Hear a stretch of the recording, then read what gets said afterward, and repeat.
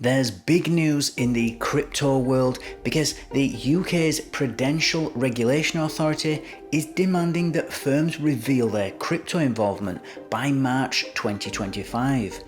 This bold move is aiming to uncover the risks that crypto poses to financial stability, but will it help or will it hinder innovation?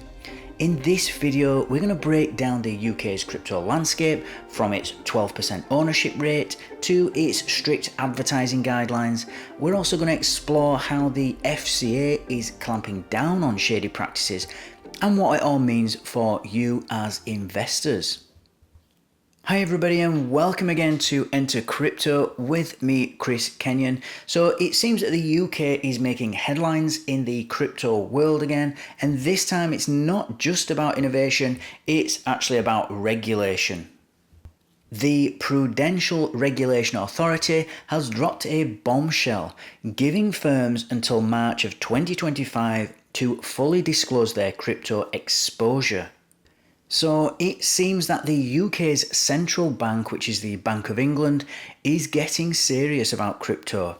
You know, for years, the digital assets have operated in what can only be described as a sort of legal grey zone.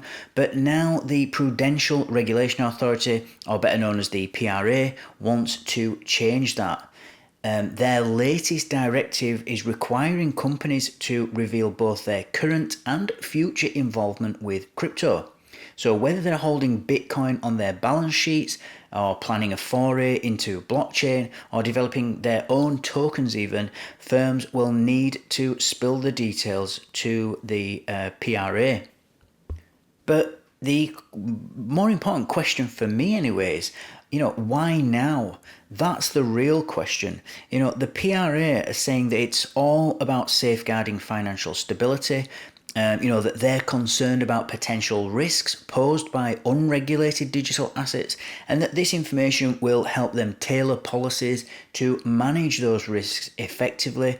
And it's all about staying ahead of the curve, or so they say.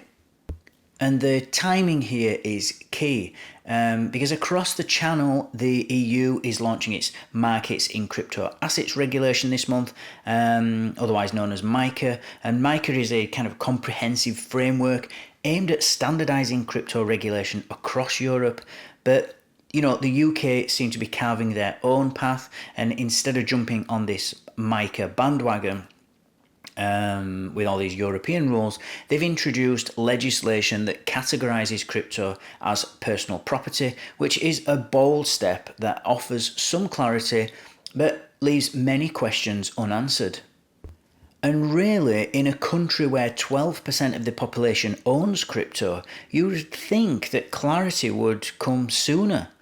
Because that's more than 8 million people that are now dabbling in digital assets, yet the UK ranks only 12th globally in adoption.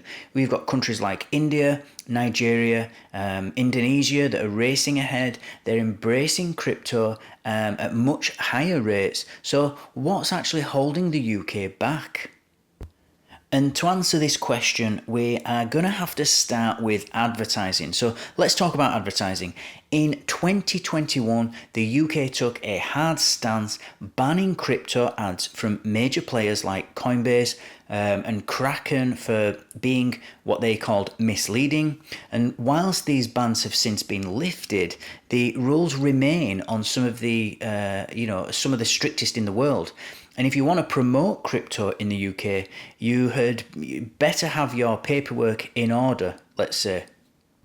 And then there's also the Financial Conduct Authority, or FCA. They've ramped up enforcement in a big way. We've had from them over 1,700 warnings have been issued, more than 900 websites have been shut down, and even 50 mobile apps have been closed for basically what they're saying is failing to comply with advertising standards.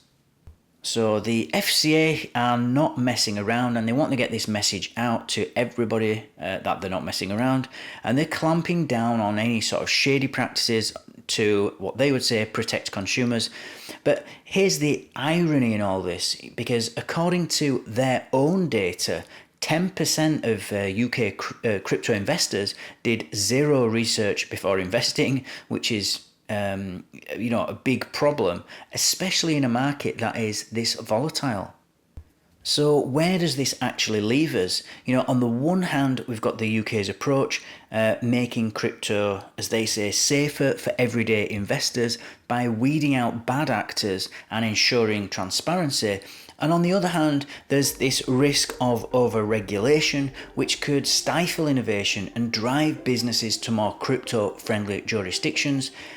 Take a look at the average UK crypto investment, and it's around £1,800, or roughly $2,300. And whilst that's not insignificant, it pales in comparison to markets like the US or Asia, where crypto adoption is really booming.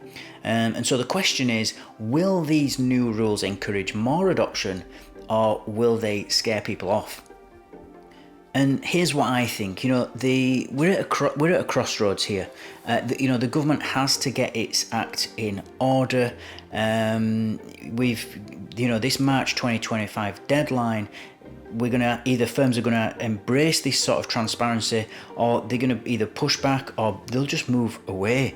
But let me know your thoughts in the comments below. And if you're new here, don't forget to like, subscribe, and turn on notifications for more deep dives into the crypto world.